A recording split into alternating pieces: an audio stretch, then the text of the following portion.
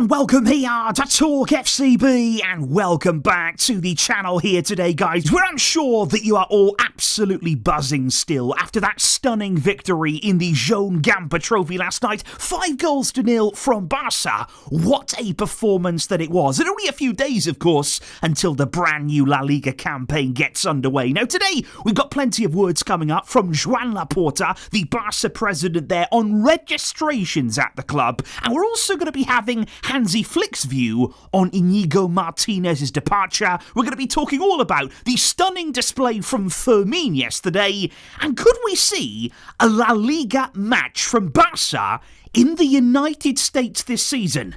It's all on the way, so get yourselves ready and let's do this. Because we do have to kick off in today's video, guys, by saying a very, very big thank you to Max and also to Dr. Rizimati, who have been incredible supporters here on the channel. Really, really appreciate these super thanks there and excited for the new season. And let's kick off with some official news from the club right here today, because Barca have now completed the appointment of Joao Amaral as the new head of scouting at the club. Now, that is coming to effect immediately right here. He is the former director at Rio Ave in Portugal. And what's important about this, the new head scout at Barca, he has the full trust of Deco because they share a very close relationship. Now, that is something that is going to cause a lot of opinion here and a lot of debate, because I think on this one here, the new head scout, it all depends really on which way you'd like to look at this. Because on the one hand, yeah, he is very, very close to Deco. Now, that means you would imagine they'd be pretty well aligned. They could share a similar vision in terms of the way they see football, in terms of the way they see talent. They maybe could yield some good results together.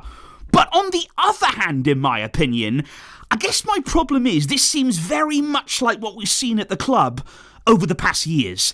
It's all about who you know. It's about who you know, it's about who you're close with, it's about, what sort of connections that you have, and maybe not always how good you are for that role, how much you fit that role there. Because my question here would be on the new head scout, has he been appointed because he's Barca level? Has he been appointed here because he's the best scout for the job? Or has he been appointed because he's a good friend of Deco's, who just happens to be a scout?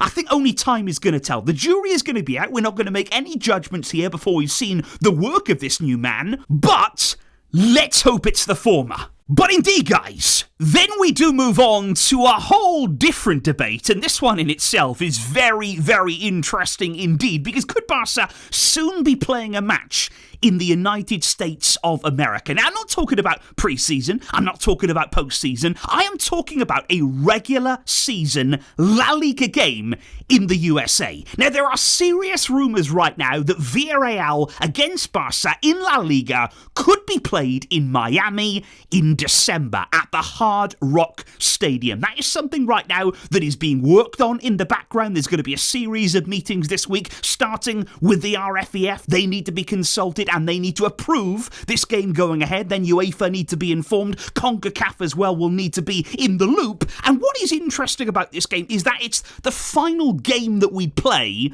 before the Christmas break. So it does seem here very strategically organised, because obviously you can't make that trip in a midweek clash. You can't even really make that trip to the US and then back if you've got a game, just a few days later. It would simply have to be, if at all, it would have to be there when there's a period of time to come back and recover, so that it doesn't really affect the game that we see in La Liga. I think it's also very, very significant from Barca's point of view here that we would not lose a home game. This game is scheduled here to be away for us anyway. Villarreal would be the ones to effectively lose the home game there, so it wouldn't affect us in that way either. And I think a lot of people here, there's a lot of debate, in modern football, should we be playing a game in La Liga outside of the country that, of course, runs the league? Should all games there be kept in Spain? Many people would have that opinion. But what I would like to ask here is, what's the benefit to Barca? Because obviously, on one hand, it's going to be about money. Is it going to bring in a significant amount of money to the club? Of course, it's really important as well to grow that exposure in the USA. Barca could benefit massively from that. Nobody is denying it. But what I would really look at here is actually what are we getting out of it from Tebas? Because this right here is his absolute dream. If you don't know this, Tebas has been trying to make this game happen outside of Spain, in America, for years now. He has dreamt of this moment, and it might actually happen this time around.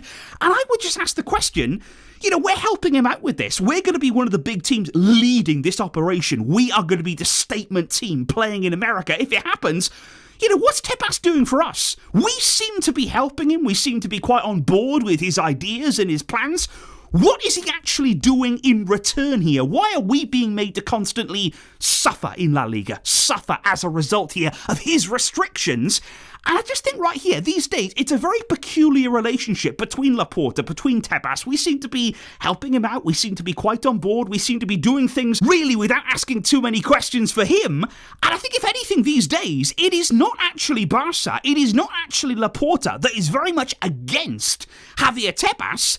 I would say right now, Real Madrid are more against him than maybe we are. But yeah, please do let me know, guys, your thoughts in the comments down below on that potential game in the USA. Is it something that you'd like to see happen? Would you be for? Would you be against playing a La Liga game outside of Spain? And I would just like to say here, on balance, I know there's lots of debate and lots of opinions right here in the modern game with the way that it's going, and I completely understand all of that.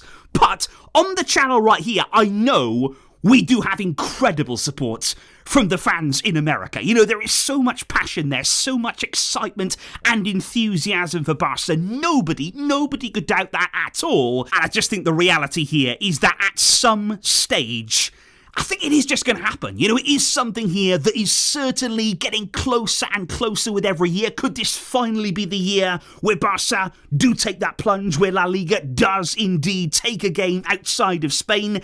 It might be now, but if not now, it is going to be very, very soon, in my opinion. This is something that is going to happen. But indeed, guys, if we do circle back to what we saw last night from Barcelona in the Joan Trophy, and what a performance it was from Barca. Obviously, their Como, I don't think they were at their best. I don't think really they gave the best version of themselves, but ultimately, they couldn't live with Barca. And I think Hansi Flick, after the game there, he was so impressed with the way the players applied themselves. Obviously, here, it is only in pre-season. The games haven't really ramped up to the full intensity yet.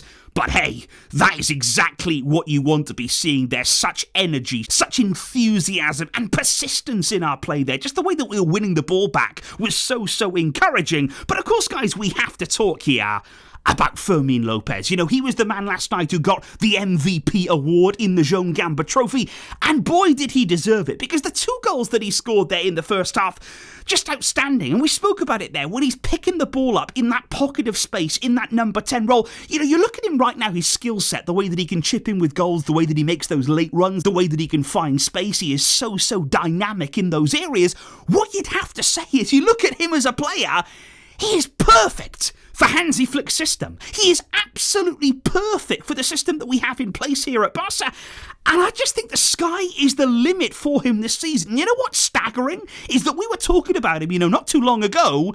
Are Barca going to keep him? Are Barca going to be open to his sale this summer? I mean, how on earth could that have ever been a question? And I'm glad that yesterday Fermin Lopez put all of those rumours to bed.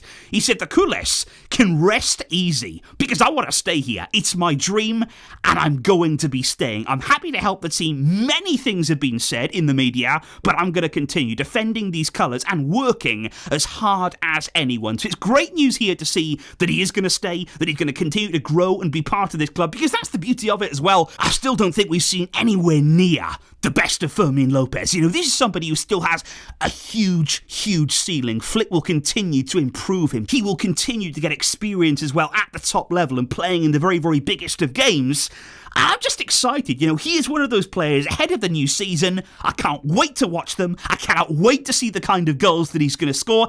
And I cannot wait to see what kind of player and how good of a player he can go on and just become. But indeed, guys, we do right here have to move on to some words after the game that came there from the president in Joan Laporta, because he was asked, of course he was asked there, about Inigo Martinez's departure from the club.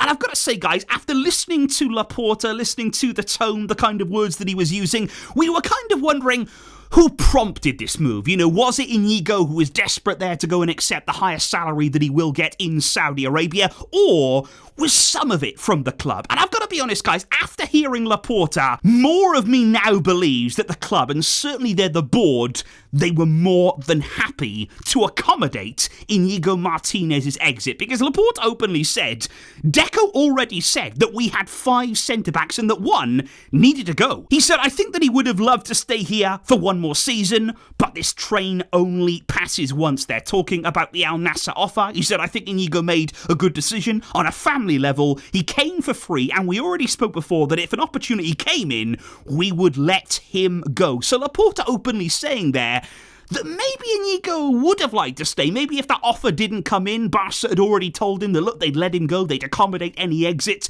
and that speaking there about Deco's words about the centre-back, that just leads me to believe, okay, somebody had to go. We knew that. The situation that we were in with registrations, we knew that somebody had to take that fall, and in the end, everything seemed to align, really, for everybody. Inigo's got a good contract at Al Nassr. Barca now have been able to shift those wages. I think the only person, you'd feel really sorry for would probably be Hansi Flick, somebody who was so instrumental to him. Us fans will really, really miss Inigo, but so will Hansi Flick. And when he was asked yesterday about the departure of Inigo, what will that mean for the team, and could we even sign a replacement for him, Flick went on to say that last season he was such an important part of our success. But Flick did say his departure will be an opportunity for other players to grow at this club. He said, I will talk to Deco when he's here and we'll see about a replacement, but for the moment, I don't think so there. So Flick, I would say, he's approached that very, very positively. He said Inigo was brilliant, so good last season, but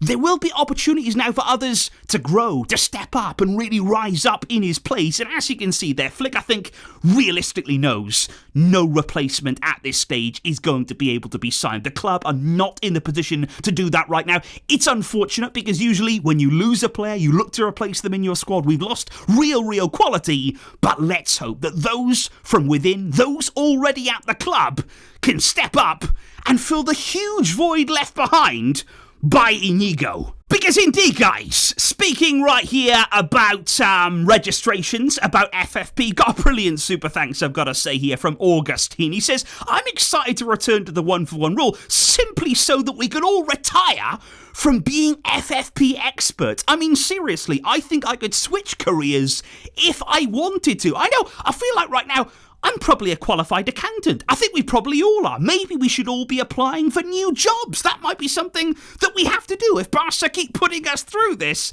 But yeah, on registrations, Laporta was asked yesterday, what is the update? What's the situation? How far along are you on some of these registrations? Laporta said, we are working on it. He said, we're working to make them happen. With Mark's decision, ter Stegen there, if the medical committee agrees, we will have the green light to register Joan Garcia, and with the others, we are still working on it. So right now, Laporta is saying in terms of Joan Garcia, as long as La Liga approve the medical report, which they should do now that ter Stegen has signed it, that's all going to be fine. He's going to be registered there without any problems. But on Rashford, as we said, Inigo's departure, it was not enough. And Laporta went on to say, this week, we're hoping that we're going to have some news, and I hope it's good news so that we can register them before La Liga starts, and if not before, we still have time to get them registered. Now, I've got to admit, I don't really know what he's meaning there by that last sentence. If not before La Liga, we still have time to get them registered. Is Laporta saying that if we don't get them registered in time for this weekend, there's still a few weeks until the end of the transfer window? For me, it shouldn't be an option that we don't register a new signing there in terms of Marcus Rashford before the first league game of the season. That should be non-negotiable in my mind. We need him there for the first league game. Nobody disputes that. We need him fit, we need him available, and probably, let's be honest, guys, we need him in the team. I mean, with Robert Lewandowski out, and certainly there, Rashford is impressed in pre-season. We saw him start in yesterday's game, play a very, very good role in that first half. It was really, really promising from him. And what I don't want to see here is us just leaving everything again until the last minute. Because I tell you one person who doesn't deserve that. Well, one is Rashford. Another one is Hansi Flick. He deserves this week here to get ready for the new season, to be planning his lineup to face Mallorca. He should have everything locked down. He should have everything understood many days before that game even happens here. Let's not leave Flick waiting until the last minute to get this solved, to get this registration done. And let me just also say, guys, there have been a few rumours over the past 24 hours about Ferran Torres. He also came on yesterday, had a real impact in the second half. He's another option for that number 9 role. He was linked actually to Al Nassr in the media during the game yesterday. Lots of rumours actually came out, but Fabrizio Romano has been quite quick to flatten those rumours. They're not a thing. It's not something that's going to happen. It's not something that Ferran would even entertain, especially at this stage of his career. He wants to stay at Barca. He wants to succeed here and build really on what he started last season. So he's another option that Hansi Flick, he can count on. So indeed, guys, that right there is exactly what is going on at Barca at this moment in time. What is your gut feeling right now on the registrations? You know, personally, I think Joan Garcia, it's going to be absolutely fine. Luckily now we can do that via the Ter Stegen route. But in terms of Rashford, do you think here that he will be registered in time for the first La Liga game of the season next Saturday? The clock is ticking. And this is important. It's a very, very important thing that needs to be resolved soon, guys. So let me know your thoughts down below. I will see you soon, of course, where there will be plenty more happening on the channel this week. I'm really excited about it, and I will see all of you then. Thank you for watching, but until next time, as always, Veshka El Barça.